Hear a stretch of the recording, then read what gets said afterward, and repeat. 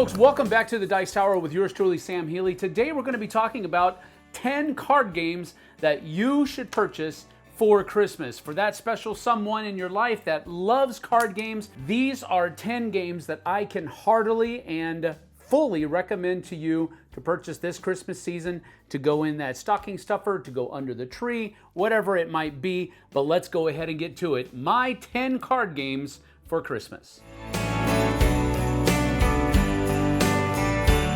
Number 10 is a game that I actually don't own, but I have played it a number of times, and I know that the people who love it it. And this is called The Gang. Have you ever played poker? Well, you probably have. Maybe you've at least seen it being played. But have you ever played cooperative poker? Because that's what The Gang is. It's cooperative poker where you are trying to, with limited amounts of communication, get everybody to have the right ranked hand just by taking chips out of the table. And the chips are numbered 1 star, 2 star, 3 star, 1 star being the lowest ranked hand, and I believe 4 or 5, however many players you have, being the highest ranked hand. And you're trying to do this with limited communication. You really have to know your stuff as far as poker is concerned to do well at the game. But even if you don't, it's still a fun exercise. Go check this one out and think about purchasing it. It's really fun, and the people that like it love it. My number 9 is a really personal choice because it came out of nowhere this year, and I really have enjoyed it. And this one's called The Great Commission Strategic Card Game. Now, this one's a little bit harder to get a hold of, but it is brand new. There are copies out there for you to go get. You just have to find it. You probably have to go to the company's website, Word for Word Bible Comics, and that's where you'll probably be able to pick up a copy of it. This is one that I, as a Christian, heartily recommend because it does basically what you're trying to do is you're trying to share the gospel before time runs out. Time runs out by all of the event cards running out. And basically what you're trying to do is you're trying to win people and things out of the world deck into your church before those event cards run out. It's really fun, has a lot of really neat mechanisms going on. The artwork is great. You can also check out their graphic novels. The Word for Word Bible comics are basically the NIV version set to comic style artistry, and it's word for word. I really enjoy it. Check them both out. It's great. My number 9, The Great Commission Strategic Card Game. Number 8 is from 25th Century Games, and this one's called Big Sur. Big Sur is basically a tableau building game where you're going to be building cards next to each other that match the same kind of terrain that the other cards next to it have, or it's going to be new terrain and you're going to start a new section of the Highway 1 in California known as Big Sur. And then at the end of the game, whoever has the most points from how all of your cards combo together is the winner. It's a really simple game. It comes in a pretty small package, probably not small enough for a stocking, but again, it depends on how big the stocking is. This is a really fun game, though, and I think it's pretty easy to get hold of right now. So that is Big Sur, a great little fun card tableau building game, and I've really enjoyed it, so go check it out. My number 7 is a game called Pies. This is from All Play, and it is basically a trick-taking game where you're trying to also collect different ingredients for pies that you're going to be scoring during the course of the game. And when you score it, you basically turn those cards in, or you turn them over for a certain number of points, whatever it might be. And I really do enjoy this game a lot. It has a couple of cool mechanisms for defense and adding numbers to your cards that you're playing down. It is such a fun game, and it's easy to teach, and it has some really classical looking or feeling artwork that really kind of raises the bar of the game a little bit. I really enjoy this game a lot. It's a great little card game. Pies from All Play. Go check it out. My number 6, I did try to pick newer games from 2024 and 2025 for this list, and this one is the placeholder for Forest Shuffle. It's Forest Shuffle Dartmoor, and it is a standalone game in the Forest Shuffle universe, so to speak. Now, if you want to go out and pick up Forest Shuffle, the base game, absolutely fine and dandy, do that. Dartmoor is very similar to the base game with a few minor differences. If this is your stepping in point, however, you won't notice those differences. You'll just learn them. But it's a very fun, again, another tableau building card game where you're going to be building your own forest and populating that forest with different kinds of flora and fauna. And it is such a beautiful game. It's a little bit of a bear to score, but it's still a very fun game to play. And this is one of my wife and I's favorites. So go check out Forest Shuffle or the newer one, Forest Shuffle Dartmoor. It's standalone. My number 5 is another cooperative game, card game.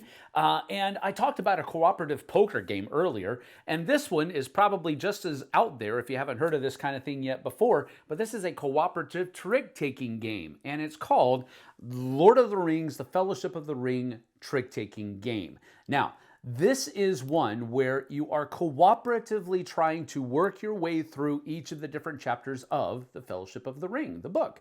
And the artwork is beautiful. The way the different chapters are split up is awesome. And it keeps everything kind of a mystery as you're going through. New little rules are added with each individual chapter. And how you can beat that chapter is a little bit different than how you beat the last one. It's all really fun, and it is such a great game, especially if you like The Lord of the Rings as an IP. This is one that you should really check into. And this one does have the kind of box that will fit into a stocking because it's oblong, and you can just slide that right in there, and it'll work well as a stocking stuffer, I think, but it'll also look good under the tree, too. Anyway, check this one out. It's a great cooperative trick-taking game with a great IP, great artwork, The Lord of the Rings, Fellowship of the Ring trick-taking game. Number 4 is another trick-taking game, but this one has a twist on it, and that twist is you're going to be dealt a number of cards, and then you're going to take those cards and you're going to arrange them from highest to lowest within their each individual suits, and then you're going to put the high bid on the bottom and then give it to the person next to you. They are going to not look at the deck or the hand that you just gave them, set it down on the table from lowest to highest just as you arranged it, and now you're going to be playing a trick-taking game based upon what cards you have. Different colors have different ranges of numbers on them, and it plays just like a trick-taking game where you have to follow suit and all of that other kind of stuff. And so it's really fun. It kind of takes trick-taking and turns it on its head a little bit. It's really fun. I really enjoy this one, and it has a really zany theme to it as well that I read every single time I teach it or play it because I think it's that fun. And now it also does have a new expansion called Unhinged to it, so if you're going to get the one, you can look into getting the other one as well. Both are good, and I can wholeheartedly recommend them to you. This is a fun game. Xylotar, my number 4. My number 3 is from the same company as Xylotar, and I didn't mean to put these back to back like that, but it's just the way it worked out as far as how much I like these games. My number 3, though, is called Rebel Princess, the 2nd edition, and this one is a fun trick-taking game again, but it's in the vein of not wanting points. You want to keep points, which are basically marriage proposals, away from you at all costs, and that's where the fun lies. There's a number of different suits, of course, and then one of them are princes, and those princes all are worth 1 marriage proposal, but the 5 of animals, the frog, has 5 points on it, and that's going to be worth because the frog turns into a prince.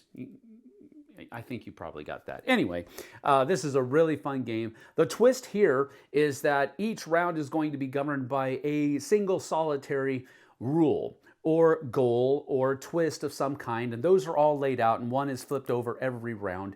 And that adds the twist to the game that makes it slightly different from the other trick-taking games. Really enjoy this one a lot. It's definitely one that always comes with us to our game nights, and it always has the possibility of reaching the table because we enjoy it that much. Rebel Princess, my number 3.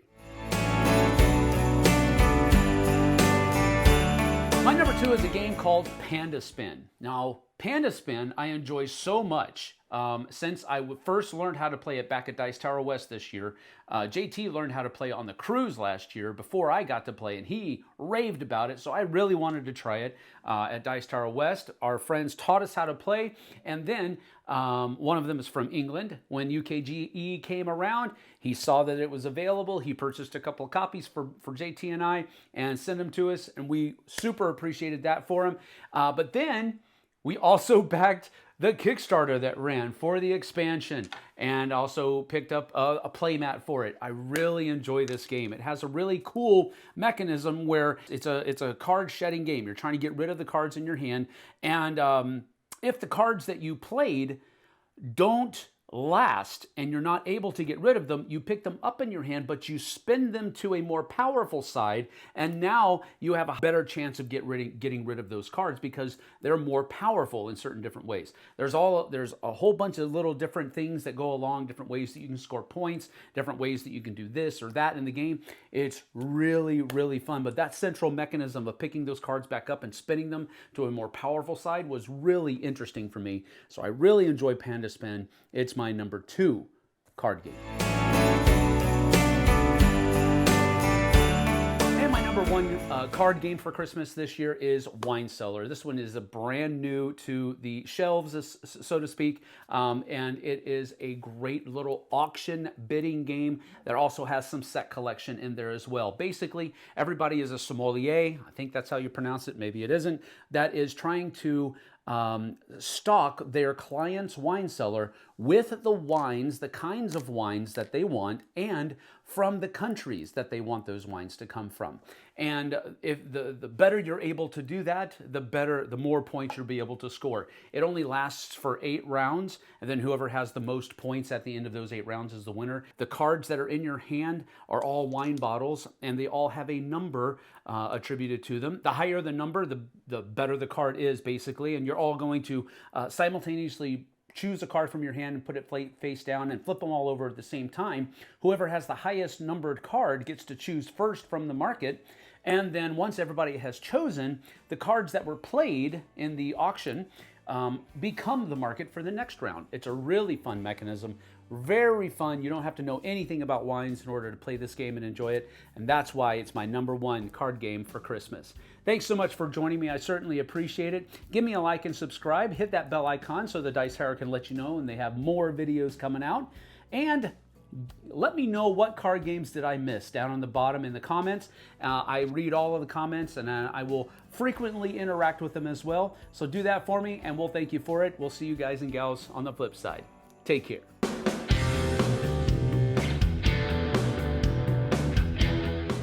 Hey everybody, thanks for watching this video. If you like this review or whatever you just watched, wasn't it amazing? Check out our channel, Dice Tower. We have all kinds of things. We review games, we do top 10s, we play games live. It's all about board games, but especially the people who play them. Check out Dice Tower YouTube channel.